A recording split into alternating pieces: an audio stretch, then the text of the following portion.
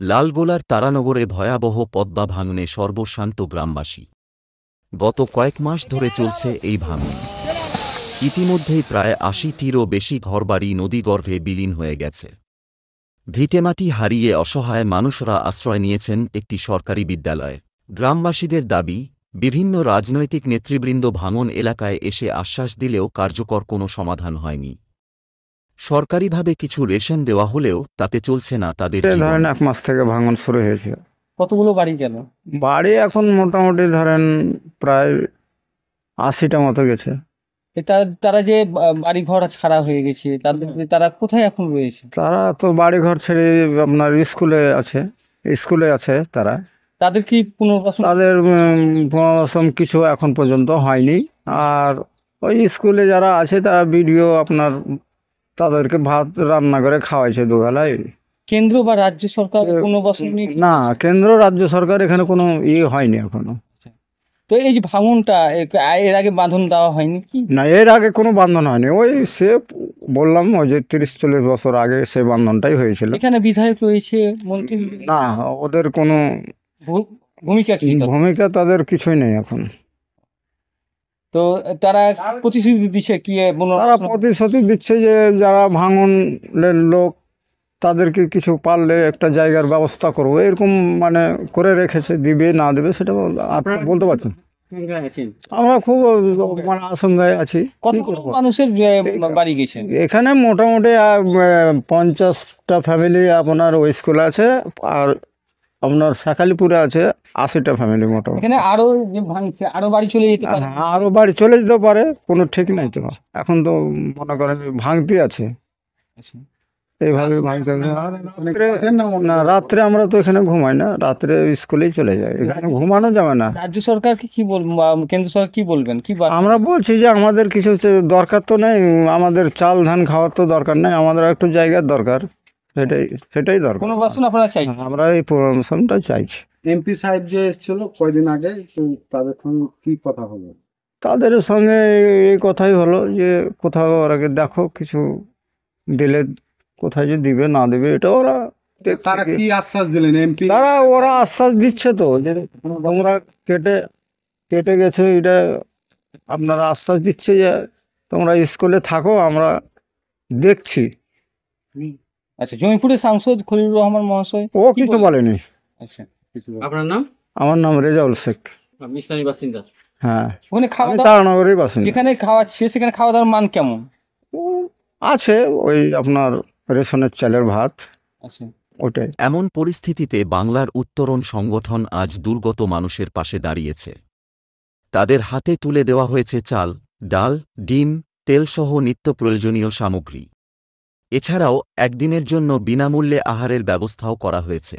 সংগঠনের সদস্যরা জানান, অতীতেও তারা ১ মাস ধরে গ্রামবাসীদের খাদ্যের দায়িত্ব নিয়েছিলেন, কিন্তু এবার প্রশাসনিক বাধার কারণে কেবল একদিনের কর্মসূচি রাখা সম্ভব হয়েছে।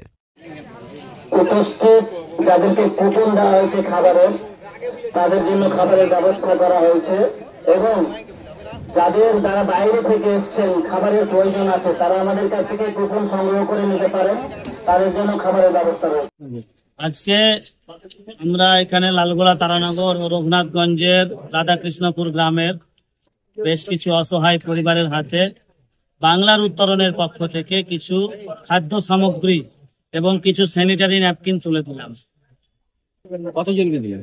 আমরা ১৫০টা পরিবারকে খাদ্য সামগ্রী ও স্যানিটারি ন্যাপকিন দিলাম। তার সঙ্গে ৩০০ জন মানুষের বসে খাওয়ার ব্যবস্থা করেছি।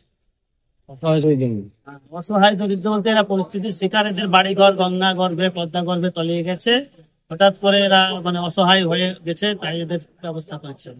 বাংলা উত্তরণ মূলত কি নিয়ে আপনারা লক্ষ্য উদ্দেশ্য কি? আপনাদের বাংলার উত্তরণের লক্ষ্য উদ্দেশ্য অনেকগুলো, বিশেষ করে অসহায় মানুষদের সেবাই পরম ধর্ম, এই ধর্ম নিয়ে আমরা এগিয়ে আসছি। দ্বিতীয়ত হচ্ছে আইনি পরিষেবা দেওয়া। যে সমস্ত মানুষ বিনা বিচারে দীর্ঘদিন ধরে জেলে আটকে থাকে তাদের জন্য বিনামূল্যে আইনি ব্যবস্থা, পরিষেবা। রক্তের যোগান মানে স্বাস্থ্য ব্যবস্থা নিয়ে, যেমন আজকে স্যানিটারি ন্যাপকিন আমরা বিতরণ করছি এখানে হাইজিন মেনটেন করার জন্য। এখানকার মানুষের এই মুহূর্তে লিকুইড মানি, ক্যাশ টাকা এদের হাতে নেই, যাতে এরা প্রয়োজনীয় সামগ্রী কিনতে পারছে না, তাই তাদের জন্য স্যানিটারি ন্যাপকিন সহ বেশ কিছু জিনিসের ব্যবস্থা করা হয়েছে। এটা কি পেস্ট, তারপরে আরো অনেক কিছু রয়েছে। এটা কি চালিয়ে যাবেন এই যে না, আমরা খাবার চালিয়ে যাওয়ার কথা আমরা লালগোলা এবং রঘুনাথগঞ্জের পিডিও সাহেবকে বলেছিলাম।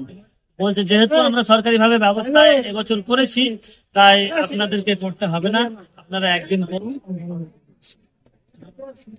আজকে যে আত্মমানসিক পাশে দাঁড়িয়েছেন ভাঙন কবির মানুষ কেমন লাগছে? দেখুন, ত্যাগেই আনন্দ, পৃথিবীতে ত্যাগেই আনন্দ, আর এই গ্রহণেই কিন্তু অশান্তি। আমরা যত মানুষের পাশে দাঁড়াতে পারবো তত নিজেকে ভালো লাগবে, গর্বিত মনে হবে, এবং তার সঙ্গে সঙ্গে আমরা পরমেশ্বরের কাছে নাজাত পাবো, ক্ষমা পাবো, এই আশাতেই আমরা জানবো। আপনার নাম? আমার নাম মোহাম্মদ মাসুদ হাসান, আমি চেয়ারম্যান বাংলাদেশ। কতটা করে এক বস্তা করে চাউল, তারপর ডাউল, চাল, তারপর আপনার 3 প্যাকেট করে সোয়াবিন, 2 প্যাকেট করে ময়দা, এগুলো দিল। চাল এক বস্তা। বাড়ি কোথায় আপনার? বাড়ি তার না গো। কারণ আপনাদের কি ভাঙন, আপনার ভাঙন এলাকার লোক? আমাদের বাড়ি তো সব চলে গেছে, মানে যায়নি। আমাদের বাড়ির পাশে নদী। আচ্ছা আচ্ছা। এরা এর আগে 1 মাস ধরে খাওয়া দাওয়া করিয়েছিল। এখানে নেতা মন্ত্রীরা কি হেল্প সহযোগিতা করেছেন? ওরকমই আসার পর হয়তো কাপড়, তারপর চাল ডাল এগুলো দিয়েছে। এই নেতা মন্ত্রীরা কি নেতা মন্ত্রী এসছে, প্রতিশ্রুতি দিয়েছে এবং টাকাও দেওয়া হয়েছিল, কিন্তু ওগুলো আপনার যখন নদীর জল যখন তলে ছিল তখন তো কাজ হয়নি। আপনার বর্ষার সময় কাজ করলো, দিয়ে মানে অনেক বালির বস্তা রাস্তা ফেলেছিল, সব চলে গেছে, আর এগুলো কিছু নেই। তো আমরা চাইছি যে পাথর দিয়ে ভালো করে একটু নদীটা বাঁধা হোক, যেন আমরা বাঁচতে পারি আর কি। কি বিতরণ করলো এগুলো আপনার সব বাংলার উত্তরণ সব কমিটি ওরা সব দিল। এর আগে 1 মাস ধরে খাইয়েছিল, এবং এর আগে যাদের বাড়িঘর সব ভাঙা, তারপর সব মালটাল গুলো যেগুলো টানতে হয় সেগুলো এসছিল, আজকেও খাওয়ালো এবং সব জিনিস বিতরণ করলো। হ্যাঁ, বিতরণ করলো। কাজ করে? হ্যাঁ, বাংলা উত্তরণ ভালো কাজ করে, তারপর মানে লোকের পাশে এসে দাঁড়ায় আর কি। অন্যান্য পার্টির থেকে এরাই আগে বেশি দাঁড়ায়, ভালো কাজ করে। হ্যাঁ। আপনার নাম? আমার নাম মুসা শেখ। ধন্যবাদ। ভাঙন কবলিত মানুষদের প্রশ্ন, পুজোর অনুদান ও লক্ষ্মীর ভাণ্ডারের টাকার পরিবর্তে যদি ভিটেমাটি হারানো মানুষদের জন্য আবাসনের ব্যবস্থা করা হতো, তাহলে হয়তো তারা কিছুটা স্বস্তি পেতেন।